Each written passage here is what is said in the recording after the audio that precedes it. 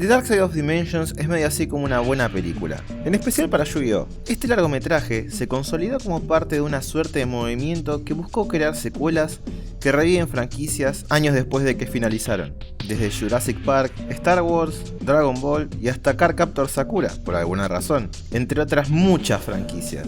Lo que separa esta película del resto de las producciones Revival es que mientras por ejemplo The Force Awakens o Kami to Kami buscan abrir nuevos escenarios para historias que ya tuvieron una conclusión, y así seguir sacando dinero con propiedades en base a la nostalgia, The Dark Side of Dimensions, por su parte, optó por tomar una ruta totalmente diferente, que genera que la historia que se presenta no se sienta como una secuela, sino más bien como un epílogo. Igual, no es como si tuvieran otras series para seguir robando. Dios mío, eso se ve horrible. ¿Cómo fue que consiguió The Dark Side of Dimensions ser un epílogo? La respuesta no es muy difícil. Si esta fuera una producción con la misma mentalidad que el resto de este trending revival, básicamente la historia habría sido sobre cómo Yugi se reencuentra con Aten y viven felices para siempre en aventuras sponsoreadas por Konami. Pero esto no fue el caso. A través de la temática, buscaron un tipo de historia totalmente contraria. ¿Cuál fue dicha temática? Simple, los duelos, pero no entendidos como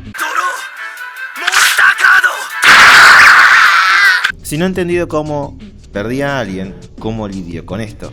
La forma en que la película trata de responder esta pregunta es utilizando tres perspectivas diferentes. Por un lado las de Yugi y Seto en relación a la pérdida del faraón, y por otro lado la de Diva o Aigami, que es el antagonista de esta historia. Exploremos cómo estas tres perspectivas buscan responder a esta pregunta que hace la película, empezando por Aigami, mientras paralelamente hacemos una breve disección del personaje, porque spoiler, este antagonista es el eslabón débil de la película y así como que apesta en muchos sentidos. Ok, ¿por qué considero que Diva es flojo como personaje? En primer lugar, no solo en general, sino en especial dentro del contexto de Yu-Gi-Oh! Es un villano muy genérico. Es entendible que los enemigos de estas producciones suelen ser poco interesantes, pero Aigami se pasa en poco original al punto de que es un clon inferior de otros personajes de la serie. Hagamos un ejercicio y describamos brevemente la vida de Diva. Es un pequeño niño egipcio que vive en la pobreza con su hermana y otro niño más grandecito. Durante su crianza se muestra que existe un vínculo entre su destino y el del faraón. Busca vengarse de un usuario del artículo del milenio.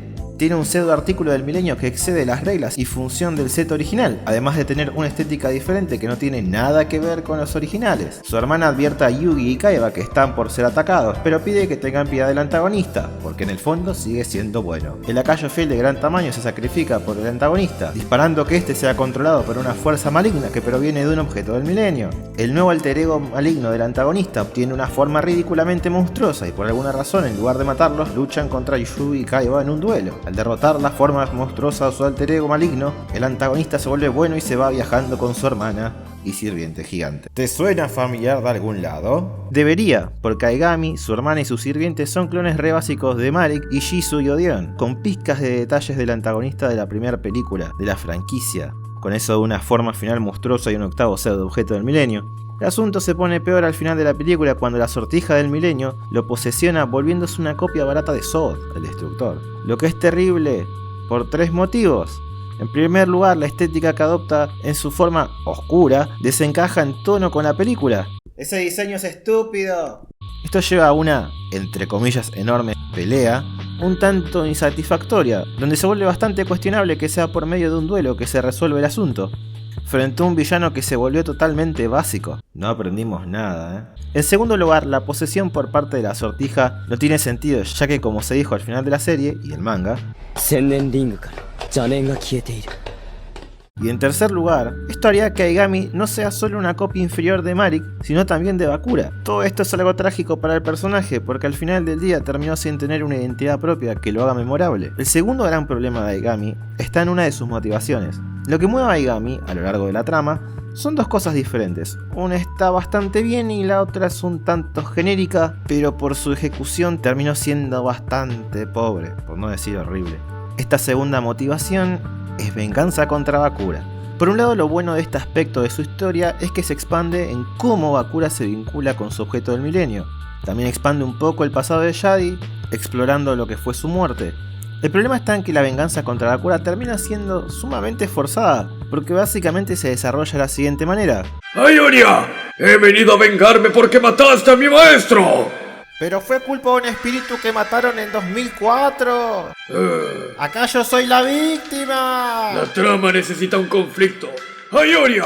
¡Voy a secuestrarte! Esto es un recurso muy barato. Literalmente la razón por la que Diva sostiene todo esto de la venganza, a pesar de ya saber de que Bakura no tiene nada que ver, es porque es necesario que algo fuerce a Yugi a enfrentarlo a él y Kaiba, ya que el protagonista no tiene interés en rearmar el rompecabezas del milenio. La segunda motivación de Diva es interesante, y si hubiera sido su motivación principal, posiblemente sería un mejor personaje en algunos aspectos, o por lo menos no es tan desastroso con todo el asunto de la venganza. Aigami con su hermana son parte de un grupo de infantes que Yadi crió, a los que les explicó cuando el faraón se liberase del rompecabezas y se vaya al infierno, en ellos despertaría un poder que se llama prana, con el que eventualmente podrían ir a un plano existencial diferente de carácter utópico. Pero si el faraón llegase a revivir, dicha oportunidad se iba a perder para siempre, cosa que se está por volver una realidad, porque un muchacho que se llama Seto Kaiba está por revivirlo, lo que se vuelve una puja de intereses y una carrera contra el tiempo entre dos personajes para cumplir sus deseos. No es una idea revolucionaria, y lo del prana se siente forzado dentro del lore del faraón, pero es un conflicto con un carácter más neutral, sin blancos y negros tan marcados. De haber sacado la otra motivación trillada y la oscuridad genérica al final, posiblemente se habría desarrollado mejor, e incluso podría dejar a la audiencia decidir a quién consideraban que estaba del lado correcto. En conclusión, Aigami es un personaje bastante pobre y su duelo por la pérdida de su maestro lo llevó a un camino forzado de venganza, de plagios y de oscuridad genérica. Para poder apreciar realmente el manejo de Yugi en la película, primero hay que volver un poco para atrás a la serie, o manga, para recordar dos cosas importantes. 1. Durante toda la serie original y en especial el manga, el rol de Yugi es casi siempre secundario porque suele dar un paso al costado para cederle el lugar al faraón y que resuelva los diferentes conflictos a lo largo de la serie. Yugi no es más que un recipiente que complementa un poco a Atem. 2. Al final de la serie, cuando derrota al final del duelo al faraón, Yugi se desmorona porque no puede lidiar con perder a alguien que considera parte de sí mismo. La serie cierra con un Yugi triste que se promete a sí mismo que va a vivir su propia aventura. Digamos que en esta película estas dos situaciones son retomadas y profundizadas. En primer lugar, durante todo el largometraje, Yugi es constantemente recordado del rol secundario que tuvo, siendo visto constantemente como un complemento del faraón.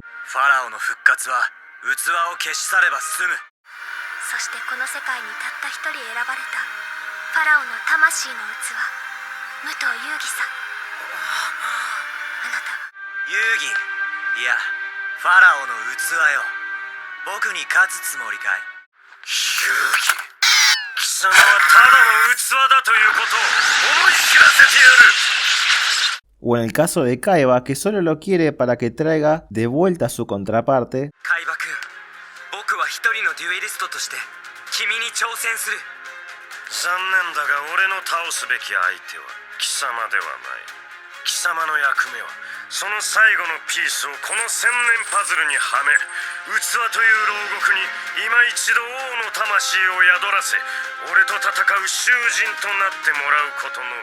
Pero a pesar de esto, Yugi se sobrepone a todas esas adversidades, derrotando a Aigami y a Kaiba, haciendo que este último lo reconozca como un igual, algo que ni Atem logró. Y finalmente es él junto al faraón, como iguales y no como apoyo, que derrotan al antagonista final.